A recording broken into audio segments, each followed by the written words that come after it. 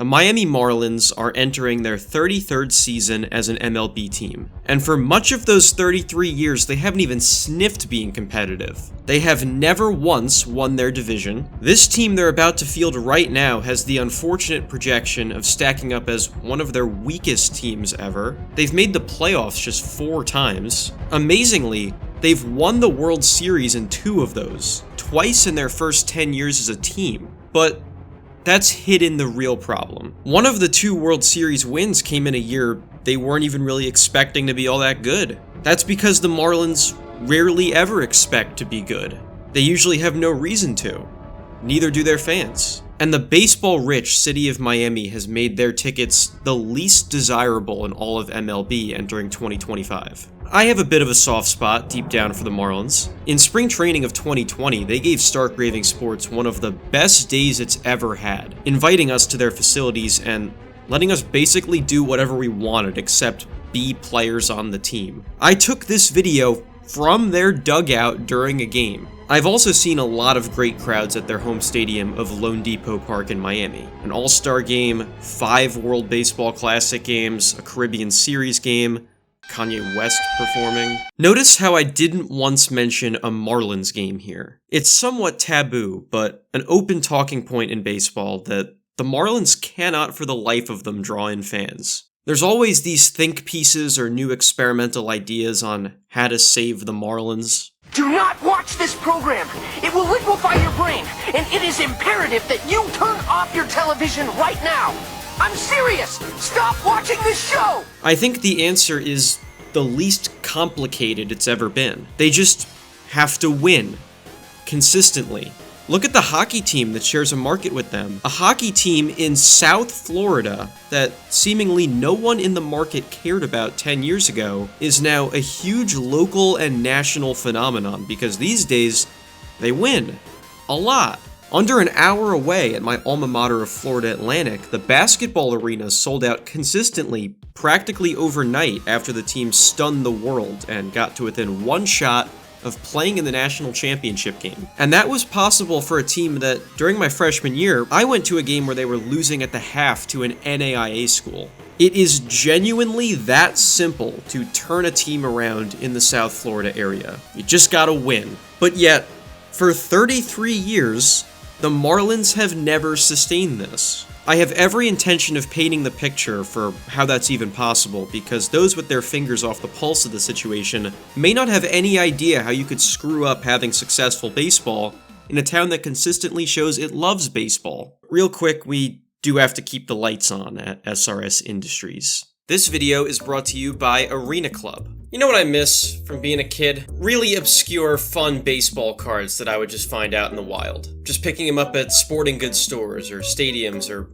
wherever they sell baseball cards. Now with slab packs from arenaclub.com, I can relive that feeling anytime. In my first pull from a slab pack, I got a Yankees Juan Soto card. I almost forgot Juan Soto was on the Yankees with how good he looks in Mets blue and orange. I love Juan Soto. With slab packs, it's possible to pull gem mints at a fraction of their retail price. Arena Club is the only repack that offers real value. A complete view of all possible cards, and clear hit rates for each one. And now, every time you rip a slab pack, Arena Club will make you an instant offer for your card, based on its market value. No guessing, no waiting. You'll get an instant offer of 90% of the estimated value of that card. You can accept it on the spot. Simple, fast, and risk-free. Arena Club slab packs are revolutionizing the repack game with transparency. After your pulls are revealed, they'll be immediately placed in your vault for safekeeping or trading and selling. The Arena Club grading process is fast, accurate, and transparent, with a full rationale provided explaining how the card was scored. Whether you're buying, selling, or trading, Arena Club is the card platform for you. Right now, you can get 20% off your first slab pack or card purchase by going to arenaclub.com/SRS and use code SRS. Again, that's 20% off, link in the description. Thank you, Arena Club, for sponsoring this video. Back to the action. Alright, to the best of my ability, I'm going to run through the entire history of the Marlins franchise to make as much sense as possible out of the insanity that is their team. They played their first game in 1993 as the Florida Marlins, with much better uniforms that they have today. Their first ever pitch was also thrown by a knuckleballer, which rules. They were founded by owner Wayne Huizenga, who also owned the Miami Dolphins and also brand new Florida Panthers. First-year expansion MLB teams have never been good, so the Marlins couldn't reasonably expect to compete yet, but that's fine. You're still just getting the team off the ground. Little by little over their first 3 years, they do start to find hitters that they can build around, one of whom later gets nicknamed Mr. Marlin. They're not close to competing yet. How could they be? But in 1996, with a handful of really nice free agent gets, mostly 2 pitchers who wind up being all-stars, something starts to brew here. Enough excitement builds that they keep adding even more, including the guy with his own holiday that Henry struck out in Rookie of the Year, and a brand new manager that had a real, decades-long affinity for smoking cigarettes in the dugout during games. But okay, you got something going here. Maybe we can take a leap. Oh.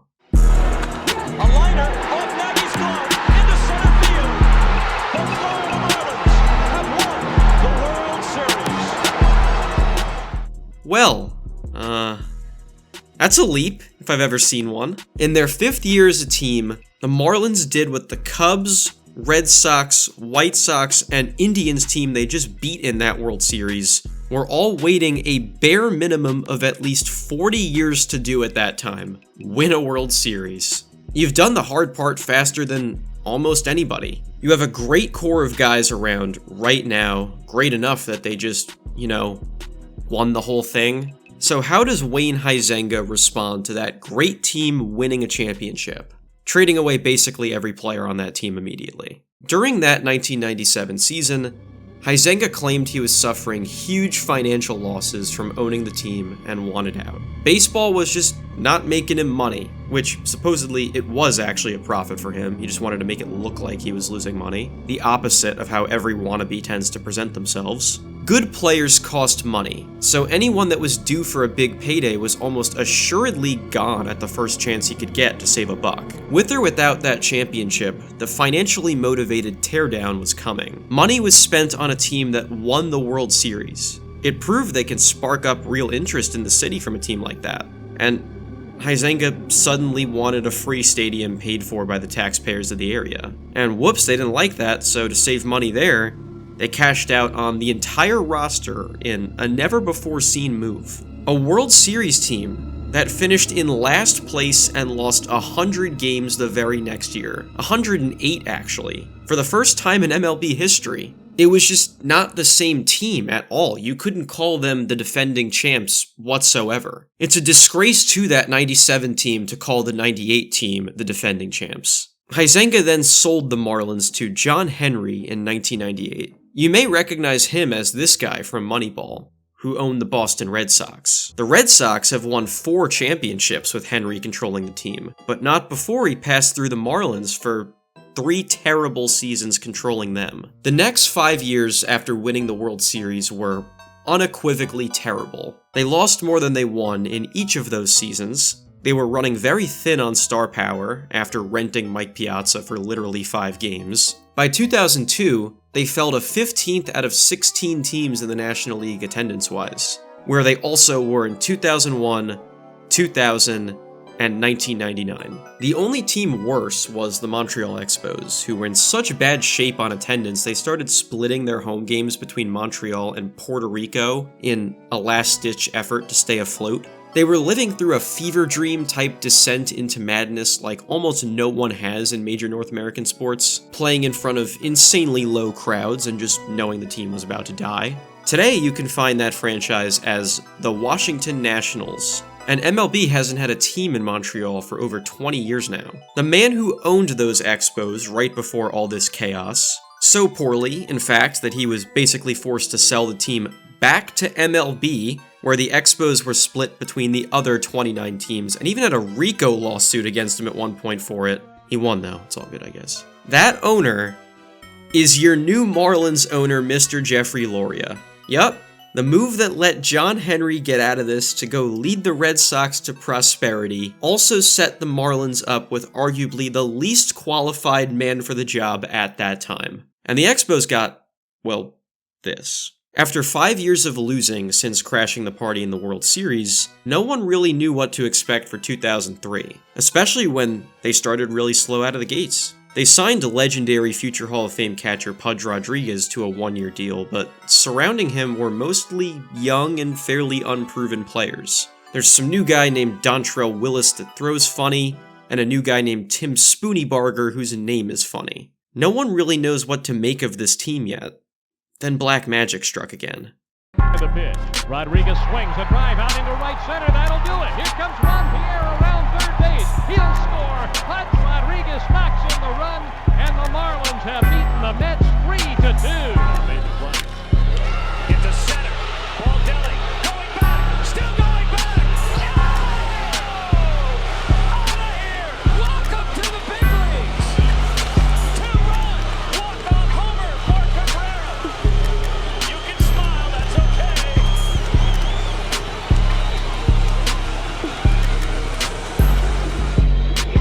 Pierre hits it fair, and the Marlins will win it. Oh, unbelievable.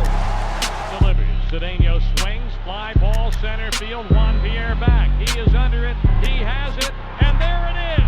The Marlins pour out onto the field. And on this night of nights, September 26th on a Friday night, the Marlins have clinched the 2003 National League wild card. Here's the pitch. Swinging a line drive into right field, a base hit. Cruz has it. Pierre is coming in. Here's the throw. This one is over, and the Marlins win it. Urbina deals.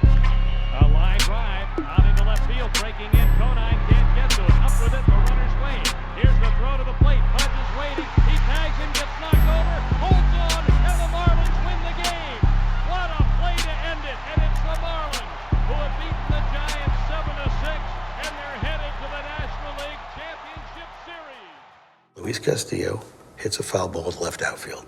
And, oh my God, it looks like, it feels like, it smells like Moises Alou gonna grab that fucking thing and the Cubs gonna be 4 outs from the pennant. Error after error after error. Oh man. Cubs fall apart at the seams. Marlins score 5 runs. Cubs lose. In the air left field. And the Florida Marlins have come back from 3 games to 1 down to win the National League pennant.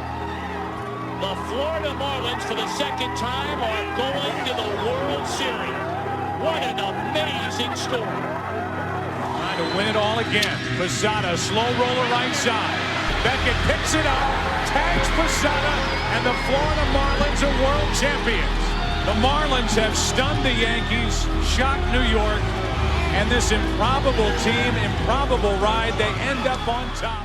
Unbelievably, the 2003 Marlins were world champions. An unproven team, in and out of ownership limbo, with little national expectations, just beat the New York Yankees in the World Series. This one feels even more out of place than 1997. 1997 was a team of temporary hired guns, and was a true test of, is a championship worth it even if it's just for 1 year? This is a team that somehow got every fortunate break. All the question marks went their way at a time where they weren't even really putting their pedal to the gas. They almost half-measured a World Series win. So with that in mind, you've got to assume more is on the way. New owner, young team, a trophy already in hand. None of it lasted.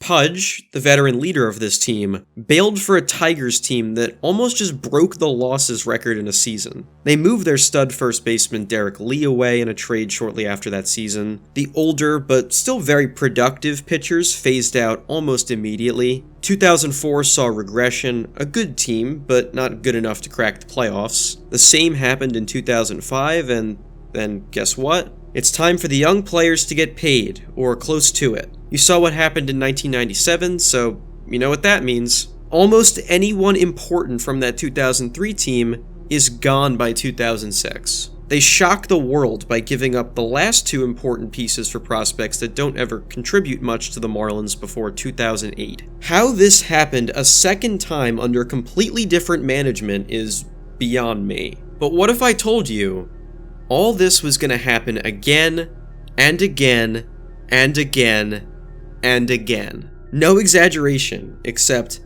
no more World Series wins to shield the chaos this time. From 2005 through 2025, the Marlins have been in public relations freefall. The pattern they've established only continues, and it continues basically as soon as it can. In 2006, they actually did fall into another nice young core coming along nicely and quickly. Hanley Ramirez, Josh Johnson, Anibal Sanchez, Dan Ugla, all guys who produced that year and had good careers. And Joe Girardi is a first-year manager good enough to win Manager of the Year. But Jeffrey Loria literally beefed with him during games and fired him because we just didn't like him. Girardi goes on to win a World Series as the manager of the Yankees 3 years later. The Marlins regress the next year. The future first ballot Hall of Famer gets traded to Detroit.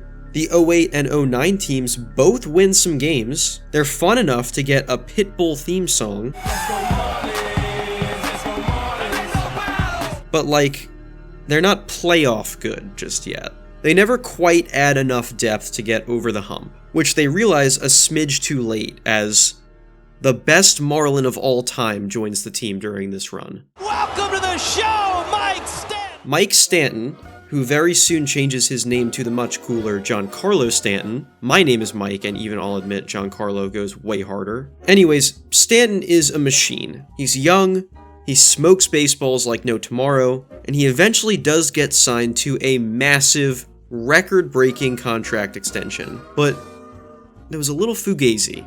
Let me show you why. The Marlins have always wanted a new stadium with a roof throughout this entire story. That's simply because it gets very rainy and very hot in Miami during the summer, and both of those don't make baseball the most pleasurable experience. Entering the 2012 season, they finally got that new stadium, controversially funded by the local taxpayers and replacing the historic Orange Bowl in Little Havana. At least from the POV the public saw, the Marlins saw this as their chance to strike at sustained success and a fresh start. They changed the name of the team from Florida Marlins to Miami Marlins and introduced a more Miami-ish tropical color scheme. It got mixed reception. Never alone with a hat. I'm alone without this one, and to reflect that new energy, they finally tried to add more depth and star power to the team. Jose Reyes, Mark Burley, and Heath Bell headlined huge gets for the team on top of already having Ramirez, Johnson, and Stanton in town still. The Marlins' buzz entering 2012 was easily the most exciting in team history. But then, they lost even more than before, and ownership pulled the plug after just one season. Are you crazy? In a truly never-before-seen move, the Marlins traded 5 players, including Josh Johnson and the 2 biggest free agent gets they had only just the year before, all to the Toronto Blue Jays. They gave up after just one bad season. The fans felt swindled, and they were. Giancarlo Stanton was mad. Everyone in baseball was just blown away at how the Marlins could have possibly given up on their investment to the community and the team in about the minimum amount of time. Oh, and they also traded Hanley Ramirez during that season too. For the entirety of the 2010s, the Marlins did not have a single season where they won more than they lost. That was to be expected in the short term after giving up on their high-paid talents after 2012, but having arguably the least promising teams in team history immediately after convincing everyone ownership finally cared about putting a decent product on the field was a brutal pill to swallow for the fans. So, they gave Giancarlo Stanton an extension to serve as a PR win and deflect from what they had done to trick the taxpayers into thinking they had a real investment into a new, good team.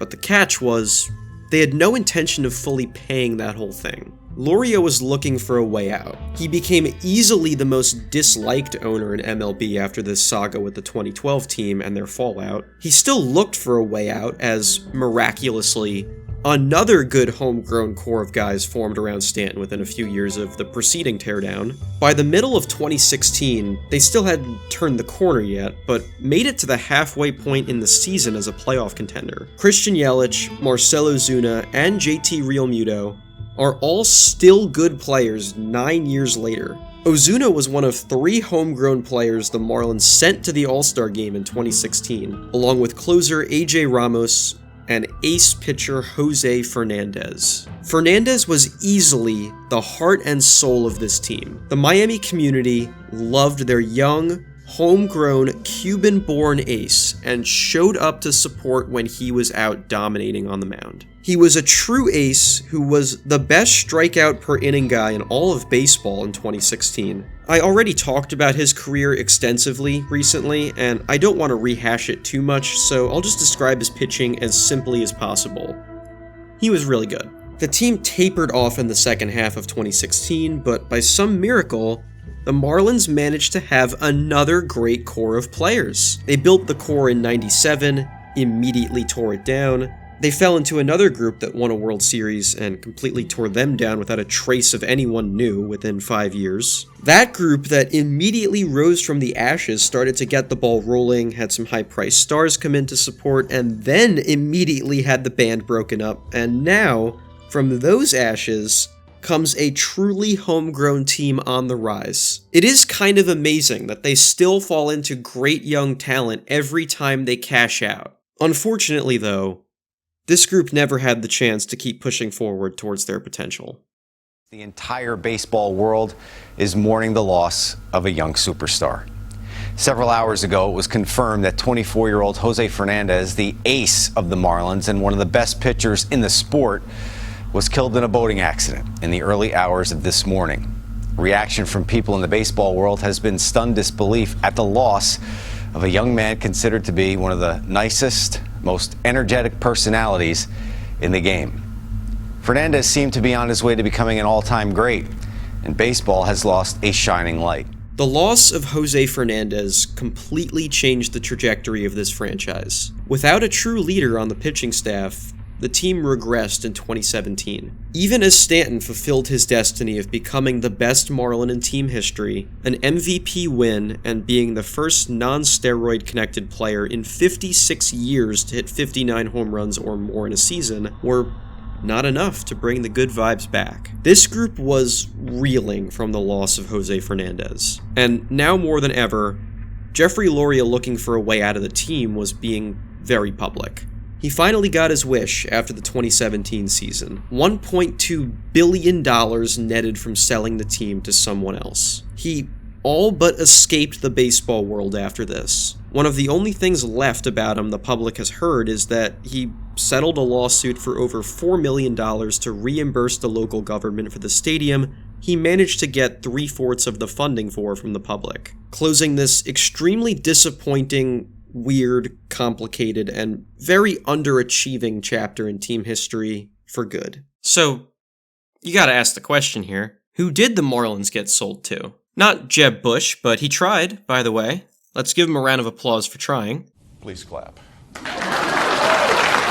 Easily the most compelling candidate, at the time and since this, is Jorge Mas. Mas is a billionaire from Miami whose fortune comes from a Miami-based company. He reportedly plans on increasing the Marlins' payroll to add talent, not subtract talent. He's local and has the innate desire to see this team succeed. He later goes on to become the chairman and managing owner of Inter Miami CF in Major League Soccer, where he brings arguably the most popular athlete in the world to his team. Mas has the intentions and later on in soccer, the track record to make the efforts necessary to bring the Marlins out of this cycle they've lived in for what feels like eternity. But he also does not buy the team.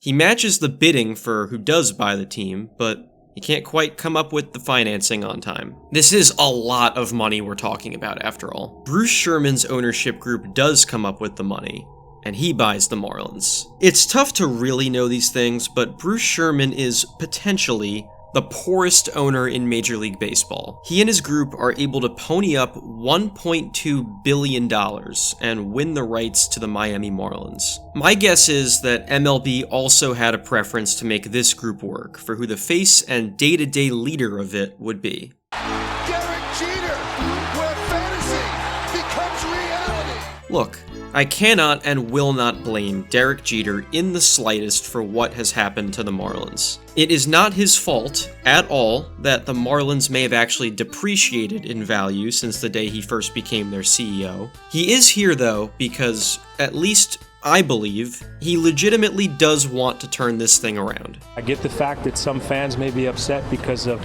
some of the moves that we've made. But like I said, my number one priority, our number one priority is to make this organization better. And every move that we make is to do that. So, I can't sit here and tell the fan base to trust me because they don't know me.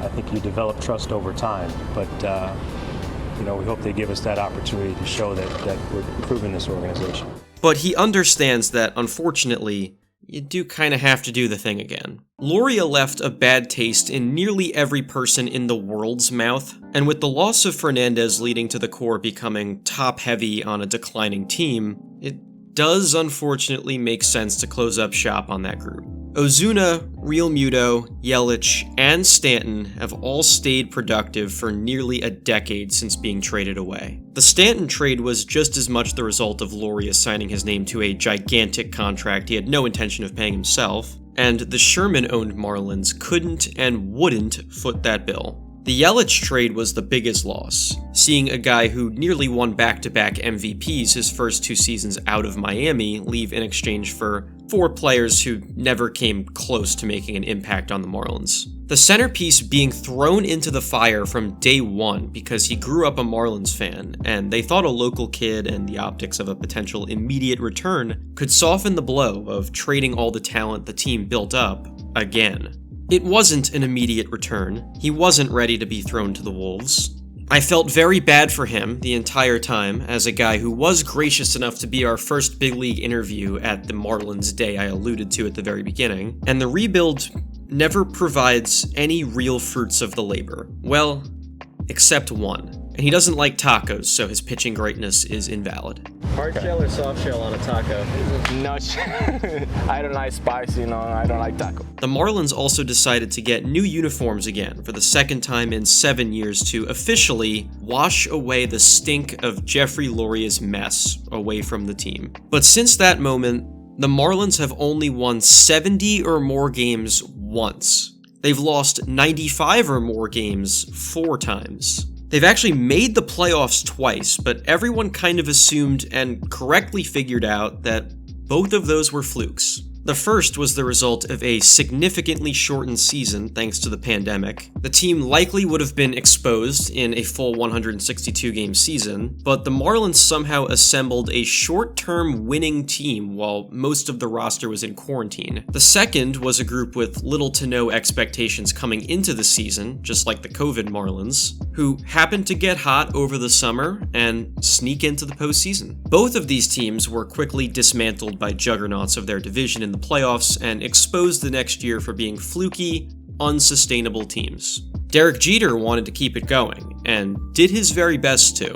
He brought in a general manager who was, frankly, almost overqualified despite having never been given a chance to do the job. He wanted to bring in impact players to support the young ones the team managed to bring up again. He just saw the writing on the wall when ownership deemed Nick Castellanos to be too expensive, a local kid coming off an all-star year that grew up a fan of this team and thought he was coming back in free agency before signing for an even $100 million in Philadelphia. You do kinda have to spend some money on good players if you want to build a competitive team, especially a competitive team year in and year out. And Jeter is totally in the right for picking out a guy like Castellanos as the one to invest in for the needs of this team. But now, Jeter figured if we can't get one guy on anything close to $100 million, this might not be it. So, he quit. Sherman wanted to hire a superior to Kim Ng, who did manage to be the architect of a scrappy, accidental playoff team, so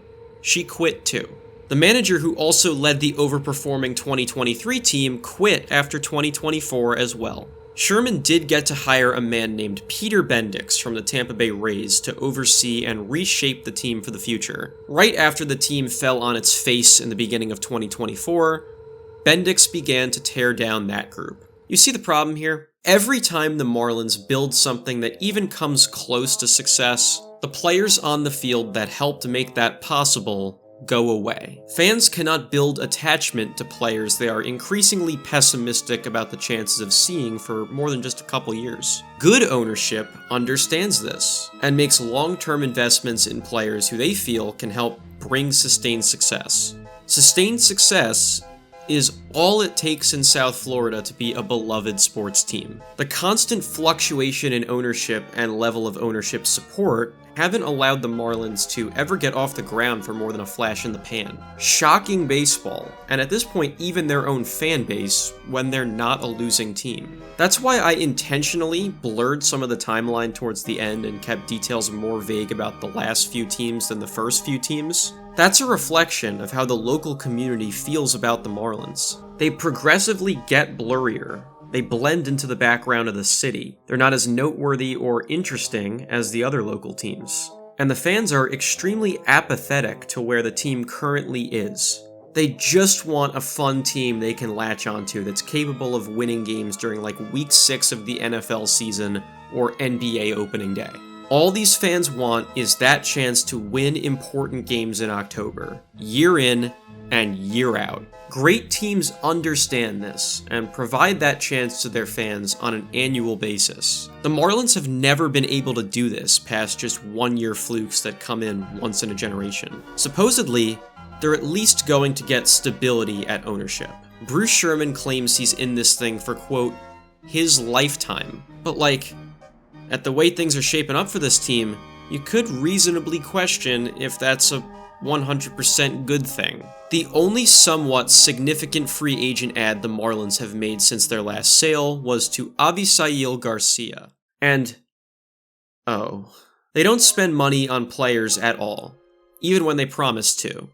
They don't. Bendix is actively working on building up the young Marlins talent again, though. He is actually doing his job very well at assembling promising minor leaguers who could one day become impactful major leaguers. But they're closer to getting a grievance from the players' union about their lack of spending again than they are to contention. It is never good PR for your team when you reportedly have to think of loopholes to avoid spending the money the league gives you on MLB-wide revenue sharing, nor is it good PR when you have to be told you can't make a minor league practice squad that was basically a front to get cheap minor league labor. If you consistently show signs of penny pinching, or maybe you get the benefit of the doubt that you don't have the two pennies to pinch together, maybe lifetime ownership might not be for you. If Bendix does actually build a sustainable winner from the ground up, I will eat crow and applaud them for it. They just have not shown any indication that they can or have the resources to make it happen, at the big league level or the minor league level. But if they pull it off, baseball and the city of Miami are better from it. I may not sound like it, but I do genuinely want the Marlins to succeed. I have no personal ill will with the franchise or anyone involved with it. Miami is a city that should be perfect for baseball. It shows signs that it can be, for things other than Marlins games. Distrust in Marlins ownership and the product on the field has led to low ticket sales and poor turnout at their games. Ownership constantly cries poor, doesn't or maybe genuinely can't improve the team for more than like one fluky year every so often, and it leads to this vicious cycle of the community not buying in and no new excitement being presented to give ownership that extra reason to invest more in the team. It is a truly unfortunate spot to be in. For as harsh as these words may have been to say, I take no pleasure in saying them. I do want some of this whole project to be a love letter to baseball in Miami, or at least the potential for great baseball in Miami. I do genuinely believe great baseball for a long period of time in Miami is so beneficial for baseball itself and everyone who likes it. I very much hope that there's a time when this video is no longer true or relevant. It is absolutely in everybody involved's best interest, myself included, for the Marlins to be great all the time. And I say this as someone who grew up a Mets fan. This is a team that broke my heart in 2007 and 2008, and I'm still genuinely advocating for wanting the best for them. I just hope those whose job it is to oversee and save the Marlins can get them out of this rut, once and for all.